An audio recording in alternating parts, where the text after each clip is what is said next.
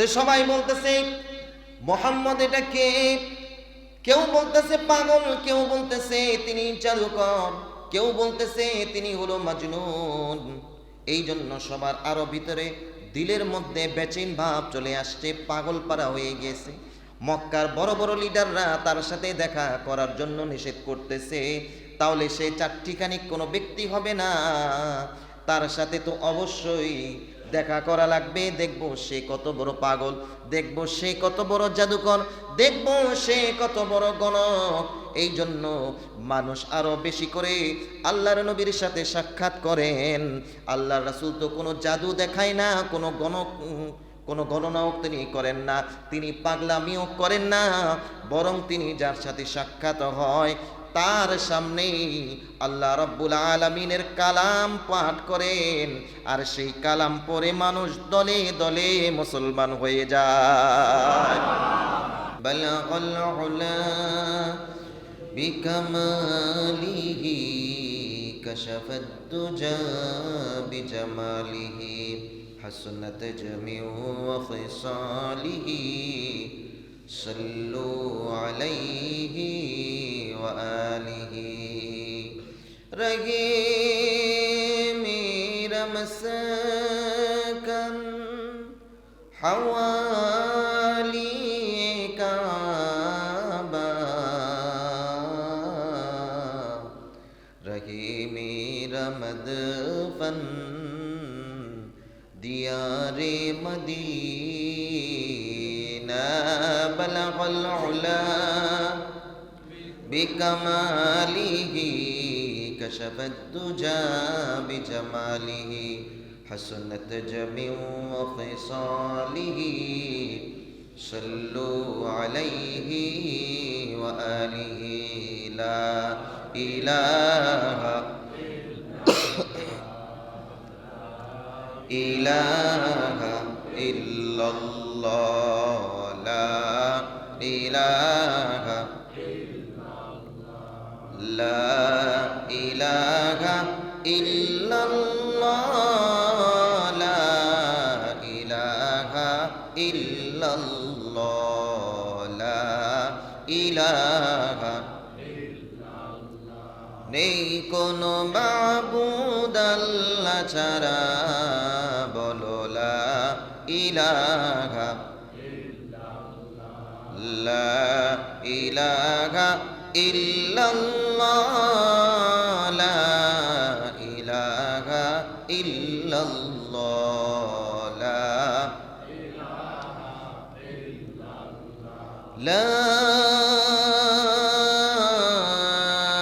ইলাহা ইল্লাল্লাহ মুহাম্মাদুর রাসূলুল্লাহ সাল্লাল্লাহু আলাইহি ওয়াসাল্লাম।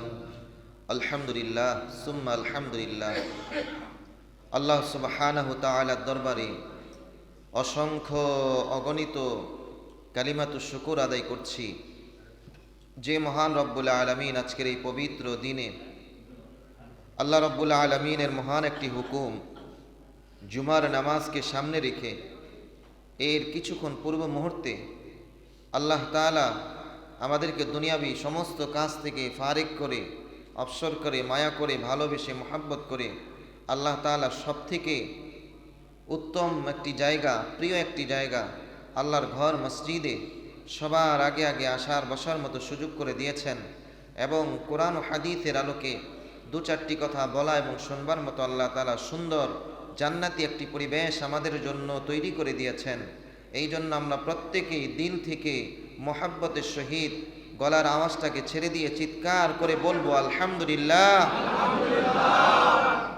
সম্মানিত হাজিরিন, দুনিয়ার মধ্যে আমরা বিভিন্ন আখলাকের মানুষ আমরা দেখে থাকি।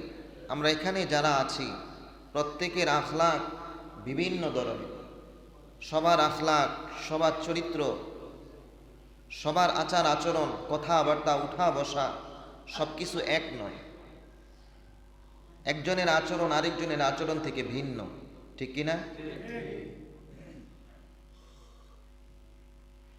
এই আচরণগত যেই আমাদের স্বভাবগুলো রয়েছে, এই আচরণ মানুষের মধ্যে হঠাৎ করে তৈরি হয়ে যায় না। মানুষের আখলাক জন্মগতভাবেই তৈরি হয় না, বরং মানুষের আখলাক তৈরি হয় পরিবেশের কারণে, একজন আরেকজনের সাথে মেলামেশার কারণে, একজন আরেকজনের সাথে মহাব্বত ভালোবাসা রাখার কারণে এক একজনের আখলাক এক এক ধরনের হয়। অর্থাৎ যে যাকে অনুসরণ করে মোটামুটি তার আখলাকটা তার মতোই গড়ে ওঠে। একটা জিনিস খেয়াল করলে আপনারা দেখবেন, বিশেষ করে বেশিরভাগ ক্ষেত্রে যাদের ছেলে সন্তান রয়েছে, যখন তারা ছোট থাকে তারা যেই সমস্ত আচার আচরণগুলো তাদের মধ্যে বিকশিত হয়, প্রকাশ পায়, এর অধিকাংশই কিন্তু এই আচার আচরণ, চলাফেরা, কথাবার্তা, লাইফ স্টাইল সে তার বাবার থেকে শিখে। ঠিক কিনা বলেন? সে লক্ষ্য করে তার বাবা মানুষের সাথে কিভাবে কথা বলে, সে লক্ষ্য করে তার বাবা তার মায়ের সাথে কি ধরনের আচরণ করে, সে লক্ষ্য করে সেই বাবা তার মায়ের সাথে সে কিভাবে আচরণ করে, মুরব্বীদের সাথে কিভাবে আচরণ করে, তার কথা বলার কৌশল এবং তার পোশাক আশাক, সে কিভাবে পরে, ঘর থেকে কিভাবে বের হয়, ঘরের মধ্যে কিভাবে ঢোকে, মোটামুটি বেশিরভাগই তার বাবাকে সে অনুসরণ করে একদম ছোট্ট থেকে। ঠিক কিনা বলে? দেখবেন সেই বাচ্চা যখন ঘরে থাকে তখন তার মাকে ফলো করে। তার মা যদি নামাজি হয়, আজান দেওয়ার পরে মা নামাজ পড়তেছে, সেই ছোট্ট বাচ্চাটাকে শিখিয়ে দেওয়া লাগে না, সে অটোমেটিকলি তার মায়ের সাথে জায়নামাজে বসে মা যেরকম ভাবে আল্লাহকে সেজদা করতে থাকে, ওই অবুঝ নাদান নালায়েক বাচ্চাটাও মায়ের সাথে ওই খোদাকে সেজদা করতে থাকে।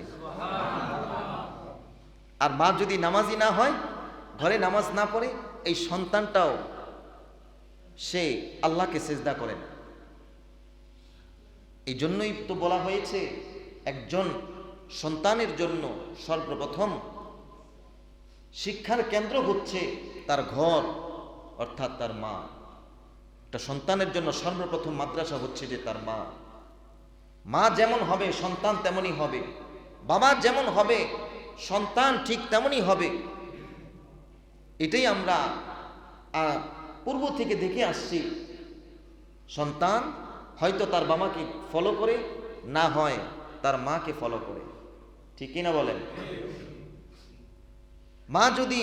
মা বাবা যদি পরস্পর একজন আরেকজনকে গালাগালি করে, সেই সন্তানটাও দেখবেন তার মুখ দিয়ে অটোমেটিকলি গালি চলে আসতেছে। বাবা যদি জিকির করে, সন্তানও দেখবেন আল্লাহ আল্লাহ আল্লাহ বলে জিকির করতেছে। ঠিক কিনা বলেন? তার মানে বোঝা গেল আমরা বিভিন্ন চরিত্রের মানুষ এখানে রয়েছি, বিভিন্ন কোয়ালিটির মানুষ এখানে রয়েছি। এই বিভিন্ন কোয়ালিটির মানুষ আমরা যে এখানে আছি, আমাদের এই কোয়ালিটিটা, আমাদের এই আখলাকটা, আমাদের কথাবার্তা, আমাদের চলাফেরা, এটা মূলত আমাদের ঘর থেকে এসেছে। ঠিক কিনা বলেন? একটা কথা আমরা অনেক সময় বলি, বা বাসের পিছনে লেখা দেখবেন, ব্যবহারে। আপনারা নাই এখানে, এতগুলা মানুষ বললে তো পুরা বাইরে যারা আছে এরা তো বলবো কি জানি হইতেছে। ব্যবহারে বংশের পরিচয়। আসলে কথাটা সত্য, একদম খাঁটি কথা। ব্যবহারই আসলে বংশের পরিচয়। বোঝা যায় যে তার ঘরের শিক্ষা কেমন, তার ঘরের বাবা মা কেমন, তার ভাই বোন কেমন, তার বংশটা কেমন। সে যেমন আচরণ করবে, তার সেই ব্যবহারই তার পুরা বংশের পরিচয় একজন মানুষের মাধ্যমে ফুটে উঠবে। ঠিক কিনা বলেন? এই জন্য আল্লাহ রাব্বুল আলামিন কোরআনে পাকের মধ্যে বলেন, যদি উত্তম চরিত্রের হতে চাও, নিজের আখলাকটাকে যদি সুন্দর করতে চাও, কথাবার্তার লাইফ স্টাইল সব কিছু যদি তুমি সুন্দর করতে চাও, যেই আখলাক দেখে মানুষও তোমাকে ভালো বলবে, সমাজের যত মানুষ আছে সবাই তোমার প্রশংসা করবে, ফেরেশতারাও প্রশংসা করবে, স্বয়ং আল্লাহ তোমার প্রশংসা করবে। সেটা যদি তোমার নিজের জীবনের জন্য করতে চাও, তাহলে রসূলের চরিত্রের দিকে তুমি তাকাও। আল্লাহ রাব্বুল আলামিন বলেন, লাকাদ কানা লাকুম ফি রাসূলিল্লাহি উসওয়াতুন হাসানাহ। রসূলের চরিত্রের মধ্যেই রয়েছে উসওয়াতুন হাসানা, উত্তম আখলাক। রসূলকে খেয়াল করো যে আমার রসূল কেমন ছিলেন, সে মানুষের সাথে কিভাবে আচরণ করেছেন, নবুয়ত পাওয়ার আগে কেমন ছিলেন, নবুয়ত পাওয়ার পরেও কেমন ছিলেন। আল্লাহর নবী সাল্লাল্লাহু আলাইহি ওয়াসাল্লাম এত উত্তম আখলাকের ছিলেন, কাফের মুশরিকরা পর্যন্ত যারা নবীকে সব সময় মারার জন্য রেডি থাকতো, কষ্ট দেওয়ার জন্য তৈরি থাকতো, যারা রসূলের দ্বীনকে, ইসলামকে প্রচার করতে দিতে অনেক বাধা দিয়েছিল, তারাও পর্যন্ত রসূলের আখলাকের ব্যাপারে কোনো দিন কোনো সময় তারা মত বিনিময় করে নাই। বলেছেন, আর যা কিছুই হোক না কেন, মুহাম্মদের আখলাকের মধ্যে কোনো সমস্যা নাই। সে আল আমিন, সে সত্যবাদী, সাদেক। আল্লাহ রাসূলের চরিত্র নিয়ে কোনো দিন কোনো মুশরিক, বেঈমান, কাফের কেউ কোনো দিন কোনো আঙ্গুল তুলতে পারে না। অথচ তারাই দ্বীনের দাওয়াত দেওয়ার ক্ষেত্রে, ইসলাম প্রচারের ক্ষেত্রে রাসূলকে কত বাধা বিপত্তি দিয়েছে। এরপরেও তারা এই কথাটা অকপটে স্বীকার করেছে যে মুহাম্মদের চরিত্রের মতো উত্তম চরিত্র আমরা কোনো দিন দেখি নাই, অতীতেও ছিল না, বর্তমানেও নেই, ভবিষ্যতেও দেখা যাবে। অথচ দেখেন তারা কি করেছে, রসূলের ব্যাপারে কাফের মুশরিকরা সব সময় চারটা শব্দ বলে মানুষকে বাধা দিত। হযরত ইব্রাহিম নবী আলাইহিস সালাতু ওয়াস সালামের জামানা থেকে উম্মতি মুহাম্মাদিয়া পর্যন্ত হজের একটা রসুম রয়েছে। মুসলমানরা বিভিন্ন দেশের, পৃথিবীর বিভিন্ন প্রান্ত থেকে বাইতুল্লাহর যায়, বাইতুল্লাহর জিয়ারত করার জন্য।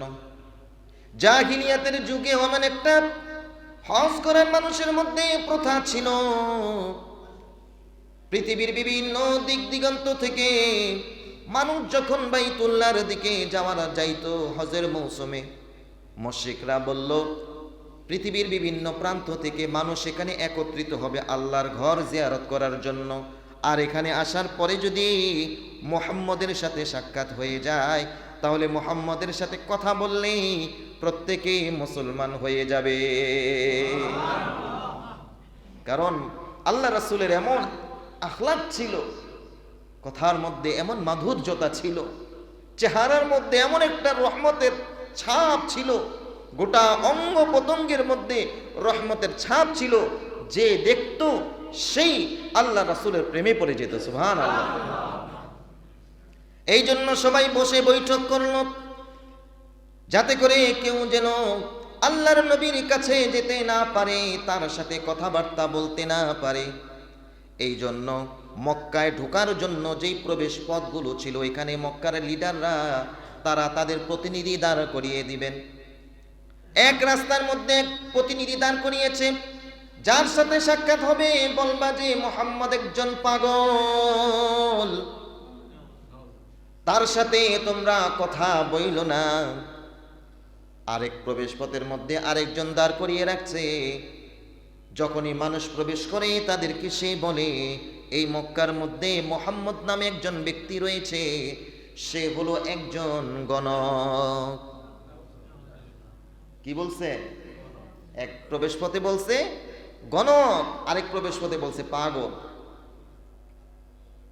আরেক প্রবেশ পথের মধ্যে দাঁড় করিয়ে রাখছে, তারা বলতেছে তোমরা যারা এখানে আল্লাহর ঘর জিয়ারত করার উদ্দেশ্যে আসছো, শোনো শোনো, এই মক্কার মধ্যে মুহাম্মদ নামে একজন ব্যক্তি রয়েছে, এই ব্যক্তিটা জাদুকর, তার কাছে তোমরা যাইও না, তাহলে সে তোমাদের সবাইকে জাদু করে ফেলবে।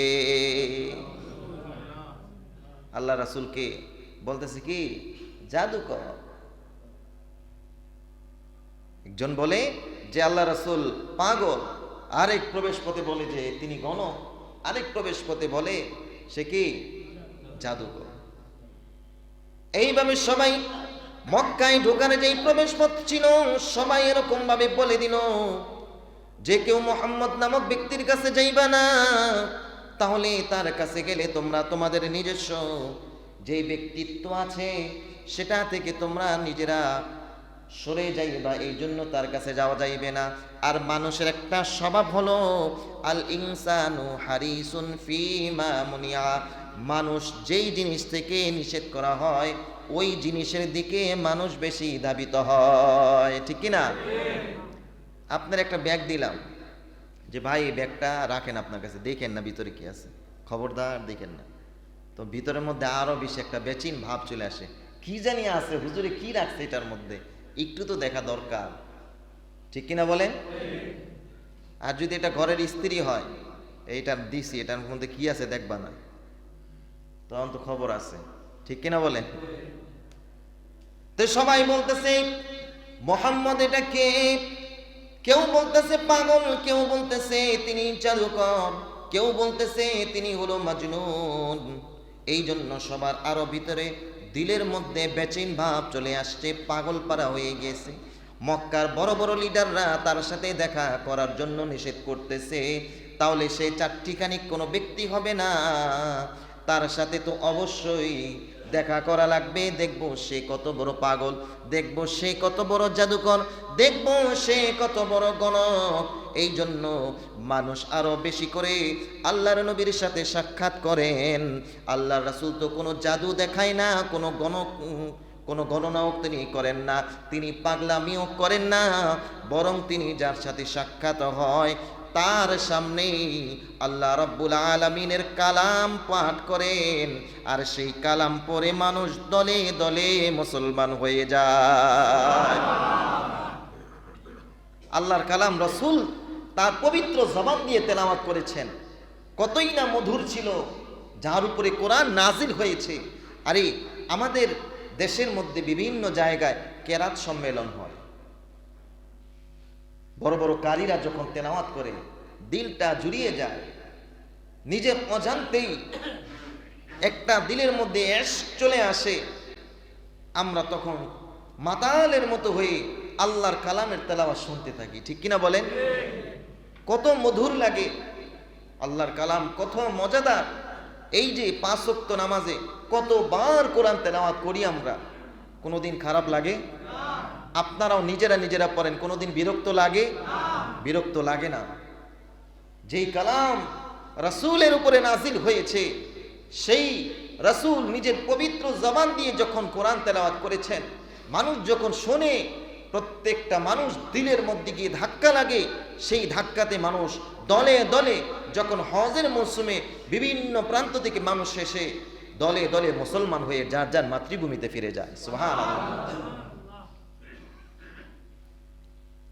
আল্লাহ রাসূলকে এভাবে তারা বিভিন্ন সময় চক্রান্ত করেছে মেরে ফেলার জন্য, কত কষ্ট দিয়েছে, মাইর দিয়েছে, দেশ থেকে দেশান্তর করেছে, তারপরেও কোনোদিন আল্লাহর রাসূলকে তার চরিত্রের ব্যাপারে, তার আখলাকের ব্যাপারে কাফেররা কোনোদিন কোনো আঙ্গুল তোলে নাই।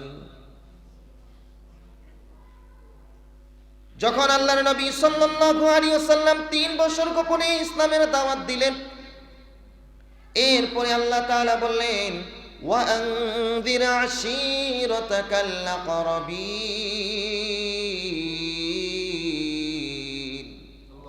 আল্লাহ রাসূলকে বললেন, ওগো আমার নবী, ওগো রাহমাতাল লিল আলামিন, 3টা বছর তো আপনি গোপনে ইসলামের দাওয়াত দিয়েছেন, এবার প্রকাশ্যে ইসলামের দাওয়াত দেন, প্রকাশ্যে ইসলামের দাওয়াত দেন, এবং আপনার নিকট আত্মীয় যারা রয়েছে, বন্ধু বান্ধব যারা রয়েছে, তাদেরকে ইসলামের দাওয়াত দেন।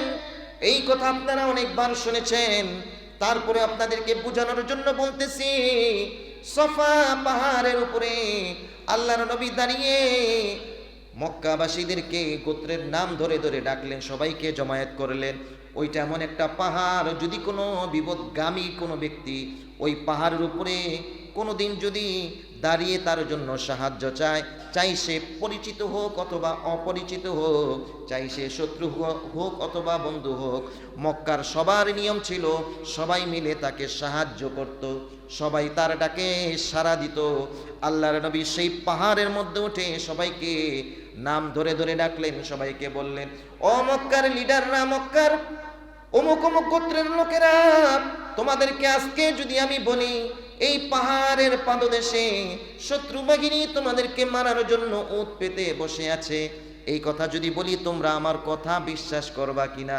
সবাই এক বাকে এক আওয়াজে বলে উঠল, ও মুহাম্মদ, ছোট থেকে আপনাকে দেখতেছি, কোনোদিন আপনার থেকে কোনো মিথ্যা কথা বের হয়েছে এমনটা হয় নাই, কোনোদিন আপনি কোনো বেহুদা কথা বলেছেন এমনটা হয় নাই, কোনোদিন মানুষকে আপনি ধোঁকা দিয়েছেন এমনটা হয় নাই। আমরা অকপটে স্বীকার করে নিচ্ছি, আপনি যা বলবেন সেটার উপরে আমরা একসাথে বিশ্বাস করে নেব। আল্লাহ রাসূলকে আল্লাহ রাব্বুল আলামিন নবুয়তের আগে যেমনটা রেখেছেন, আল্লাহ তাআলা যেই সমস্ত বিধি বিধান নবুয়তের পরে যেই সমস্ত কাজ মানুষদেরকে নিষেধ করেছেন, নবুয়তের আগেও আল্লাহ তাআলা তার নবীর মাধ্যমে সেগুলো সংগঠিত হতে দেয় নাই, সেইগুলো সংগঠিত হতে দেয় নাই। একবার এক বিবাহের অনুষ্ঠানে মক্কার সবাই মিলে ঘোষণা হইল অমুকের বিবাহ বার্ষিকী, অমুকের বিয়ের অনুষ্ঠান হবে, এই জন্য সবাইকে দাওয়াত করলো, আল্লাহর নবীকেও সেখানে দাওয়াত করা হয়েছিল। ও মুসলমান, খুব ভালো করে শুনবেন, আল্লাহ তাআলা রসুলকে এত ভালো রেখেছেন, তাকে সমস্ত পাপাচার থেকে নবুয়তের আগেও তিনি হেফাজত করেছেন, আর নবুয়তের পরে তো কোনো কথাই নাই, ঠিক কি না? তো বিয়ের দাওয়াত হইল, সবাই বলল যে অমুকের বাড়িতে আজকে বিয়ের অনুষ্ঠান, রাত্রিবেলা খাওয়া দাওয়া করার পরে অমুক মাঠের মধ্যে আমরা সবাই মিলে আনন্দ ফুর্তি করব, গান বাজনা গাইব, গান বাজনা তবলা সব কিছু বাজাইব, সেখানে খাওয়া দাওয়া করার পরে সেখানে সবাই তোমরা উপস্থিত হয়ে যাইও। এরকমটা আমাদের সমাজের মধ্যে আছে না নাই? কম না বেশি? বাংলাদেশের বিভিন্ন জায়গায় হয়, কিন্তু আমাদের এই মাজদাইন এলাকার মধ্যে হয় না। হয়, বেশি হয়, বাবারে। তাহলে এই সমস্ত এই যে বিবাহের মাধ্যমে গান বাজনা, একটা ভালো কথা শুনে রাখেন, যে বিয়ের মধ্যে গান বাজনা অন ইসলামিক কাজ করা হয়, ওই বিবাহ বন্ধন বেশি দিন টিকে থাকে না। যদি টিকিও থাকে, সেই সংসারের মধ্যে কোনোদিন আল্লাহর রহমত, আল্লাহর সাকিনা নাজিল হয় না। কারণ এই শুভ কাজের মধ্যে প্রথমেই যেই জায়গার মধ্যে লানতের কাজ হয়, অন ইসলামিক কাজ হয়, গান বাজনা হয়, সেইখানের মধ্যে আল্লাহর রহমত আসতে পারে না। যেই জায়গার মধ্যে শুরুতেই আল্লাহর রহমত আসে না, আপনি কিভাবে চিন্তা করলেন ওই জায়গার ভিতরে ওই সম্পর্কের মধ্যে আল্লাহ তাআলার রহমত সারা জীবনের জন্য থেকে যাইবে? থাকবে? প্রথমেই তো রহমত নাই। মসজিদের মধ্যে আল্লাহর রহমতের ফেরেশতারা আসে, কারা আসে? মসজিদের মধ্যে কারা আসে? আল্লাহর রহমতের ফেরেশতারা আসে। কেন আসে? কারণ এই জায়গার মধ্যে গুণগান গুণ কীর্তন একজনের হয়, তিনি কে? এই জায়গার মধ্যে একজনের ইবাদত করা হয়, তিনি কে? আরো আস্তে কোন, তিনি কে? আল্লাহ তাআলার গুণ কীর্তন করা হয়, আল্লাহর দাসত্ব করা হয়, আল্লাহ রাব্বুল আলামিনের ইবাদত করা হয়, তার বরত্বের কথা হয়। আচ্ছা, তাহলে বলেন, যেই সমস্ত জায়গায় গান বাজনা করা হয়, সেই জায়গার মধ্যে আল্লাহর কি গুণ কীর্তন করা হয়? করা হয়? মসজিদের মধ্যে আসলে খুশি হন কে? নারাজ হয় কে? আরো জোরে বলুন, কে? তাহলে গান বাজনা করলে এবং সেই অনুষ্ঠানে অংশগ্রহণ করলে নারাজ হন কে? আরো জোরে কোন কে? আর খুশি হয় কে? তাহলে যেই জায়গার মধ্যে শুরুতেই শয়তানকে খুশি করলেন, আপনি কেমনে ভাবলেন ওই জায়গার মধ্যে আল্লাহ তাআলা তার রহমতকে নাজিল করবে? এই জন্য আল্লাহর নবী সাল্লাল্লাহু আলাইহি ওয়াসাল্লামকেও দাওয়াত দিলেন, সবাই মিলে বসে একসাথে খাওয়া দাওয়া করলেন। সবাই খাওয়া দাওয়া করার পরে ঘোষণা হইল, এই উমুক মাঠের মধ্যে আমরা এখন গান বাজনা গাইব, তোমরা যাদের খাওয়া দাওয়া শেষ হয়েছে দ্রুত করে তোমরা ময়দানে চলে আসো। একসাথে বসে আমরা সবাই গান বাজনা করব। সেই সময়টার মধ্যে আল্লাহর নবী সাল্লাল্লাহু আলাইহি ওয়াসাল্লামের কানেও যখন এই আওয়াজটা আসলো, আল্লাহ রাব্বুল আলামিন কুদরতিভাবে নবীর শরীরের মধ্যে একটা ক্লান্তি দিয়ে দিলেন এবং তার চোখের মধ্যে আল্লাহ তাআলা নিদ্রার ভাব দিয়ে দিলেন। আল্লাহর নবী সাল্লাল্লাহু আলাইহি ওয়াসাল্লাম খাওয়ার সাথে সাথে তিনি ঘুমিয়ে গেলেন। ফজর পর্যন্ত অর্থাৎ সূর্য ওঠার আগ পর্যন্ত আল্লাহর নবী সাল্লাল্লাহু আলাইহি ওয়াসাল্লাম ঘুমিয়ে গেলেন। সারা রাত্র সেখানে কি হয়েছে আল্লাহর রাসূল সাল্লাল্লাহু আলাইহি ওয়াসাল্লাম কিছুই টের পায় নাই। আল্লাহ তাআলা নবুয়তের আগ থেকেই আল্লাহ রাসূলকে সমস্ত পাপাচার থেকে, সব ধরনের অনইসলামিক কাজ থেকে বাঁচিয়ে রেখেছেন। সুবহানাল্লাহ। একবার মক্কাবাসীরা সবাই চিন্তা করল বাইতুল্লাহকে সংস্কার করা দরকার। এই জন্য সবাই মিলে পরামর্শ করলো বাইতুল্লাহকে আমরা সংস্কার করব, মক্কার যারা রয়েছে সবাই মিলে এটাকে সংস্কার করব, এটাকে আরো সৌন্দর্য মণ্ডিত করব। এই জন্য সবাই একটা কথা চিন্তা করলো যে আমরা যে পোশাক পরে বিভিন্ন ধরনের পাপ কাজ করি, আল্লাহর ঘর তো পুত পবিত্র, এই পাপাচার কাপড় পরে আল্লাহর ঘরকে সংস্কার করা যাইব না। এই জন্য সবাই যার যার শরীর থেকে কাপড়কে খুলে নাঙ্গা হয়ে যাও, ল্যাংটা হয়ে যাও। দেখছেন কেমন চিন্তাধারা?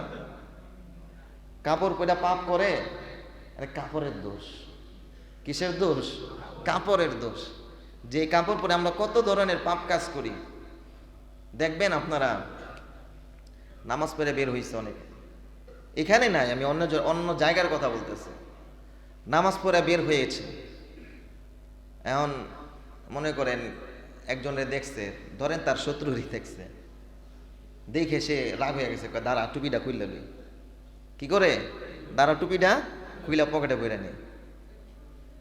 আবার অনেকের দেখবেন নামাজ পড়ে বের হয়েছে, এখন তার ওরছে ভিতরে কি জানি টান দেয়, এই টান দেওয়ার উঠছে, টুপিটা খুইলা পরে বইরা তখন টান দেয়। লাভটা কি? টুপি খোলা পরা আর খোলার মধ্যে লাভটা কি? এটা ফাইজলামানি হইল না? যাই হোক, তো তাদের চিন্তাধারা এরকম ছিল যে আমরা এই পোশাক পরে কত ধরনের পাপ কাজ করি, তা আল্লাহর ঘর আমরা সংস্কার করব। এখন এই সংস্কার করার ক্ষেত্রে এই কাপড় যদি পরে যদি আমরা সংস্কার করি আল্লাহ নারাজ হবে। এই জন্য এই কাপড় খুলে দাও, ল্যাংটা হয়ে আল্লাহর ঘরকে সংস্কার করি। নাউজুবিল্লাহ পড়ি। সেই সুবাদে আল্লাহ নবী সাল্লাল্লাহু আলাইহি ওয়াসাল্লামকে তার চাচা হযরতে আব্বাস রাদিয়াল্লাহু তাআলা আনহু তিনি বললেন, মুহাম্মদ, বাইতুল্লাহকে সংস্কার করা হবে, সবাই ল্যাংটা হয়ে গিয়েছে, কাপড় খুলে ফেলেছে, তোমার লুঙ্গিখানাও তুমি খুলে ফেলো। এই কথা শোনার সাথে সাথে আল্লাহ রাসূল সাল্লাল্লাহু আলাইহি ওয়াসাল্লাম অজ্ঞান হয়ে জমিনে পড়ে গেলেন। সুবহানাল্লাহ। আল্লাহ তাআলা নবুয়তের আগেও নবীর মাধ্যমে এমন কোনো কাজ করান নাই যেই সমস্ত কাজগুলোকে আল্লাহ তাআলা নবীর নবুয়তের পরে নিষিদ্ধ ঘোষণা করেছেন। সব সময় আল্লাহ রাসূলকে আল্লাহ তাআলা জন্ম রেখেছেন। সুবহানাল্লাহ পড়ি। কেন রেখেছেন একটা উদাহরণ দেই। আমাদের এখানে দেখবেন তাবলিগি ভাইরা বিভিন্ন মানুষের কাছে যায় দ্বীনের দাওয়াত নিয়ে। চরমনায় ভাইরা দেখবেন মানুষদেরকে বুঝায়,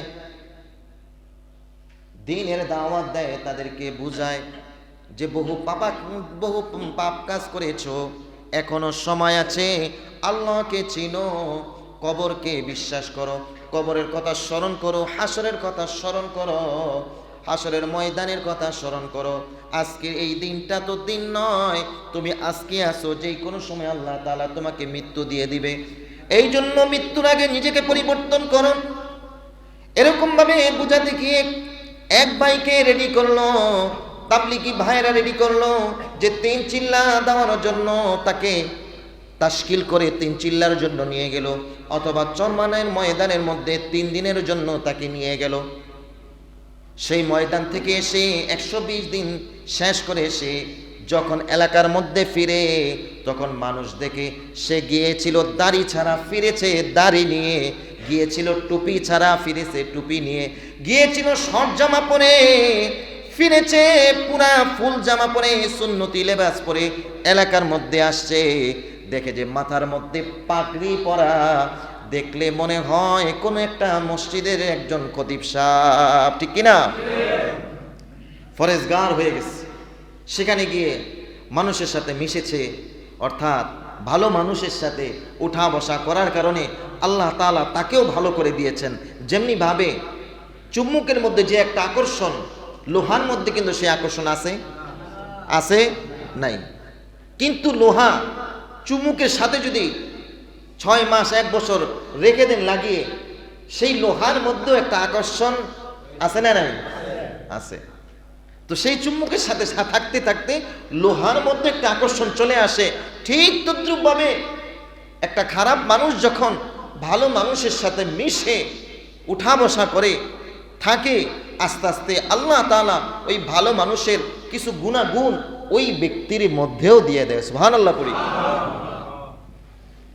ওই যে ওই ভাইটা, যেই ভাইটা বদদিন হয়ে গিয়েছিল, তাবলিগের মধ্যে তোমার চরমানের ময়দানের মধ্যে গিয়েছিল, ফিরার পরে সে বদদিন হয়ে ফিরে নাই, বরং দিনদার হয়ে এলাকার মধ্যে ফিরেছে। মানুষ এখন তাকে দেখলে চিনতে পায় না। ধরেন আসরের অথবা জোহরের আজান দিয়েছে, ঘর থেকে সে বের হয়েছে, মসজিদে আসবে। ওই ব্যক্তিটা, যেই ব্যক্তিটা পরিবর্তন হয়ে ফিরেছে এলাকার মধ্যে, সে আসার সময় যাদের সাথে সে সব সময় কাটাইতো, বন্ধু বান্ধব আছে না, সে আগের বন্ধু বান্ধবটা আছে, আবার কিছু মুরব্বীও আছে, চিনা জানা সবাই এখানে চায়ের দোকানে বসে আছে। দেখলেই বুঝে যাইতেছে এরা নামাজ পড়তে আসবে না, মসজিদে আসবে না। এই জন্য আল্লাহর ওই বান্দা তার নিজের বুঝ থেকে একটা দরদ নিয়ে, উম্মতের দরদ নিয়ে তাকে গিয়ে বলল, ভাই আজান হয়েছে, চলেন না মসজিদে গিয়ে নামাজটা পড়ে আসি। বলে কি বলে না? এর মধ্যে কিছু মানুষ সাড়া দিবে, ঠিক আছে ভাই আপনি যান, ভাই তুমি যাও, পরে আসতাছি। আর কিছু ভাই নগদ তৈরি হয়ে চলে আসবেন। আর কিছু মানুষ বলবে, কিসের দাওয়াত দিতে আসছো? তোমারে দেখি নাই, তুমিও তো 4 মাস আগে আমাদের সাথে বৈশা বিড়ি টান দিছ, তোমার বিড়ি টানের ধোঁয়ার কারণে আমরাই তো বসতে পারি নাই। কিছু মানুষ তাকে নিয়ে তুচ্ছ তাচ্ছিল্য করে সমাজের মধ্যে আছে না নাই? দেখবেন যে একটা ছেলে, কিছু কিছু সমাজের মধ্যে আমি নিজে দেখেছি, একটা ছেলে খারাপ, দুনিয়ার যত বদমাশি আছে সব কিছু সে করে বেড়ায়, তার ব্যাপারে কোনো আলোচনা নাই, তার ব্যাপারে কোনো কথা নাই। কিন্তু ওই ছেলেটাই যখন আবার দিনের পথে চলে আসে, মসজিদের মধ্যে নামাজ পড়তে আসে, দিনের দাওয়াত নিয়ে ব্যস্ত থাকে, দিনের কথা মানুষকে বলে, তার ব্যাপারে কত ধরনের আলোচনা, ঠিক কিনা বলেন? নেগেটিভ আলোচনা তার ব্যাপারে হয়। তারা বলে যে খারাপ তো সে খারাপ, এই জন্য তার ব্যাপারে কোনো আলোচনা করলেও লাভ নাই, না করলেও কোনো লাভ নাই। আছে না নাই? অহরহ আছে। তো বলতেছিলাম, ওই ছেলেটাকে কিছু মানুষ আছে তাকে টিটকারি করবে, তোমাকেও তো দেখেছিলাম তুমি নামাজ পড়ো নাই, আজকে বড় মৌলবী হয়ে গেছো, আমাদেরকে বুঝাইতে আসছো, তোমার থেকে আমরা কম বুঝি না, তোমার নামাজ তুমি পড়ো, তোমার ইবাদত তুমি করো, আমাদেরকে নিয়ে মাথা ঘামানোর কোনো দরকার নাই। এটা মানুষের ক্ষেত্রে, আমাদের ক্ষেত্রে হয়ে থাকে। কিন্তু আল্লাহ তাআলা নবীকে এত পবিত্র রেখেছেন যে কোনো কাফের মুশরিক বেঈমান আবু লাহাব, উতবা, শাইবা, আবু জাহেলের মতো ব্যক্তিরাও যেন আল্লাহ রাসূল নবুয়ত পাওয়ার আগে তার মাধ্যমে এমন কোনো কাজ সংগঠিত হতে দেয় নাই নবুয়ত পাওয়ার পরে সেই কাজগুলো নিয়ে নবীকে খোঁটা দিবে, এই আজকে নবুয়ত পাইছো, দেখছি না তুমি ছোটবেলা এটা করছো। আমরা যেমনটা বলি এর থেকে আবু জাহেল উতবা সাইবা কম বলতো না বেশি বলতো? বেশি বলতো মিয়া। এই শয়তানের মতো দুনিয়ার মধ্যে আর শয়তান ছিলও না, আসবেও, ঠিক কিনা বলেন? এই জন্য এটার মরার স্থানে আল্লাহ তাআলা বাথরুম গাইরা দিছে। এই জন্য যারা যারা আল্লাহর ঘরে যাবেন, আমি তো বলি যারা যারাই যাবেন সবাই আর কিছু মিস করেন বা না করেন, কোনো জায়গায় দেখতে যান বা না যান, আবু জাহেলের সেই বাড়ির মধ্যে গিয়ে সেখানে ভালো করে আজ্ঞা মিথ্যা হইবেন, ঠিক কিনা বলেন? আল্লাহ তাআলা আল্লাহর ঘর জিয়ারত করার জন্য আল্লাহ তাআলা আমাদের সবাইকে কবুল করুন, সবাই বলি আমিন। আল্লাহ তাআলা নবীর রওজাকে জিয়ারত করার তৌফিক দান করুন, চিল্লা বলি আমিন। যারা গিয়েছেন বা গিয়েছি আল্লাহ তাআলা বারবার আল্লাহর ঘর ধরার তৌফিক দান করুন, সবাই বলি আমিন। দেখলেই আল্লাহর ঘর দেখলেই চোখ জুড়িয়ে যায়, দিনটা শীতল হয়ে যায়। রসুলের রওজার সামনে গিয়ে আল্লাহ রসুলের রওজার দিকে তাকাইলি মনের মধ্যে একটা প্রশান্তি আসে, জান্নাতি একটি গ্রাম নাকের মধ্যে ভেসে আসে, ঠিক কিনা বলেন? আল্লাহ এই আলফালার যতগুলা মানুষ আছে, আল্লাহ এই এলাকার মধ্যে যতগুলা মানুষ আছে, আল্লাহ সবাইকে আল্লাহ তোমার ঘরের জন্য কবুল করো, সবাই বলে আমিন। তো বলতেছিলাম আল্লাহর নবী সাল্লাল্লাহু আলাইহি ওয়াসাল্লামকে যেন কোনো খোঁটা দিতে না পারে, এই জন্য নবুয়তের আগেও আল্লাহ তাআলা তার মাধ্যমে এমন কোনো কাজ সংগঠিত হতে দেয় নাই যে কাজগুলো নিয়ে নবুয়তের পরে আবু জাহেলের মতো কাফেররা নবীকে খোঁটা দিবেন। এই জন্য নবীকে সব সময় সদা সর্বদা পুত পবিত্র যিনি রেখেছেন তিনি কে? এত আখলাকের নবী। এই জন্য আমার কথা হচ্ছে, শেষ কথা হচ্ছে, একদম শেষ প্রান্তে চলে আসছি। ও মুসলমান, দুনিয়ার মধ্যে কত মানুষের তোমরা অনুসরণ করতেছো, অনুকরণ করতেছো, সব বাদ দিয়ে আল্লাহর নবী রহমাতাল লিল আলামিনকে অনুসরণ করো। জীবনটা যিনি পাল্টিয়ে দিবেন তিনি কে? আল্লাহ রাসূল কেমন ছিলেন? তিনি সর্বক্ষেত্রে তার পদাচরণ ছিল, সর্বক্ষেত্রে। বাবা হিসেবে কেমন রাসূলকে দেখেন, সন্তান হিসেবে রাসূল কেমন, সন্তান হিসেবে কেমন হতে হয় রাসূলকে দেখেন, স্বামী হিসেবে আদর্শ স্বামী হতে হলে কি করতে হবে রাসূলকে দেখেন, আদর্শ নেতা হতে হলে কি করতে হবে রাসূলকে দেখেন, আদর্শ রাষ্ট্রনায়ক হতে হলে কি করতে হবে রাসূলকে দেখেন। যদি আল্লাহ রাসূলকে যদি আমরা দেখতে পারি তাহলে দেখব আমাদের দেশটা পরিবর্তন হয়ে গেছে, আমাদের সমাজটা জান্নাতি পরিবেশ করে দিবেন কে?